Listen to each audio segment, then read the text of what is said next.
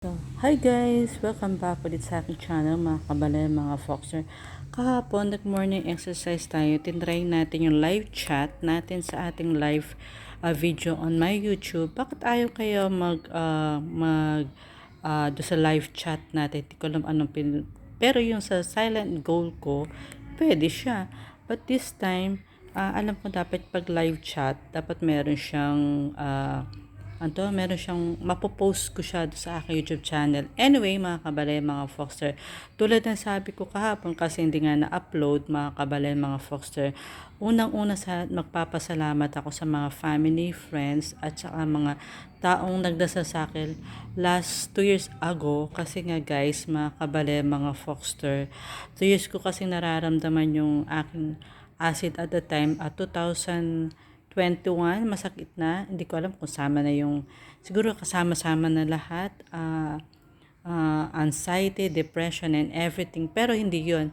Ang sinakit lang ng tiyan ko is yung talagang parati ako natutulog. Kala ko it's yung parang iba yung pakiramdam na masakit na. So, hindi ko nasasabi dito. Pero natutulog lang ako all the time. Pero may nararamdaman ako at the time.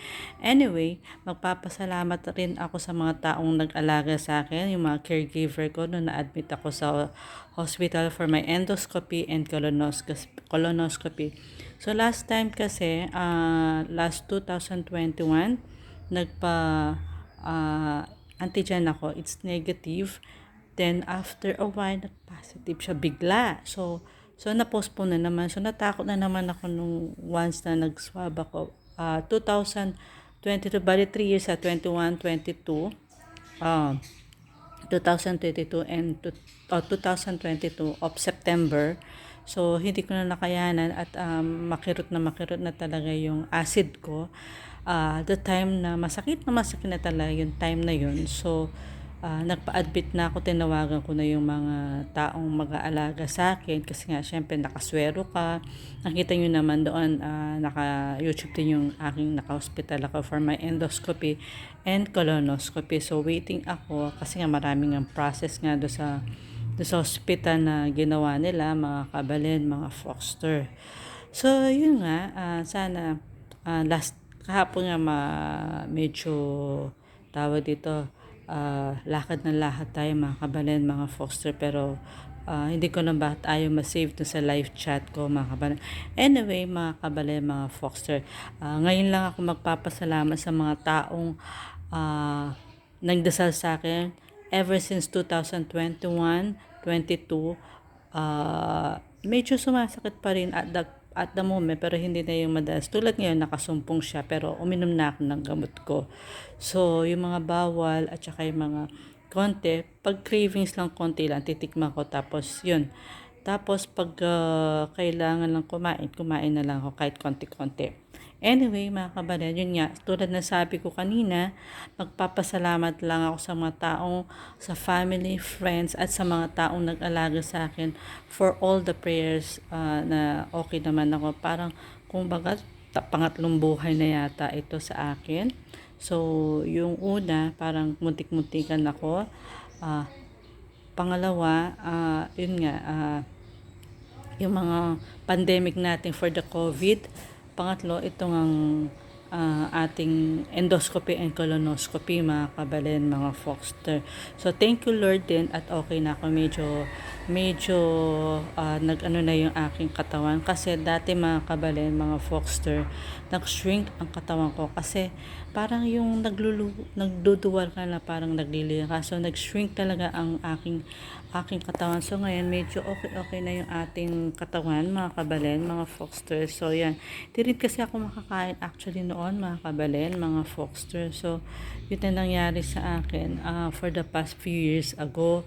So, yan lang, mga kabalen, mga Foxter. So, kayo mga guys, kung may nararamdaman kayo, sabihin nyo na agad sa family nyo para hindi na lumala. So, ako, medyo lumala, hindi naman lumala, pero ang cause ng aking sa acid is gastro and hemorrhoids kasi nga medyo nagasgas yun dahil hindi nga ako kumakain, lagi ako nagsusuka nga nung at the time nagva-vomit ako, tapos yun nga nga rin ako. So, yun guys, mga kabalin, mga Foxter. So, pag may nararamdaman kayo, tell to your family agad-agad po para maagapan ang ating mga kung ano man ang nararamdaman natin sa sarili. Kasi ako, hindi ko naagapan kasi nga for the for the antigen positive ako, and for the reason nga yun nga nagpa-swab din ako, nag-positive nga kami. So mostly siguro all of siguro mga tao halos nag-positive sila. So ako rin. So medyo kaya siguro nag-shrink din yung katawan ko, yun. So sama-sama na, halo-halo na yung mga isip-isip natin mga tao nun. So pasensya na mga kabali at medyo maingay yung ating mga doggy for today's video. So yun lang mga kabalin. Anyway, yun nga, once again ulit, magpapasalamat muli ako sa taong tumulong, sa mga family, friends at sa mga taong nag-alaga sa akin last year sa since last September 6 to 8 nung na-admit ako sa hospital for the endoscopy and colonoscopy, mga kabalen, mga Foxers. So anyway mga kabalen, kung gusto nyo itong aking video, don't forget to like, subscribe and follow. So road to 170 po tayo mga kabanan. Yun ang inaabot natin for today's video. So stay healthy, stay safe, and God bless.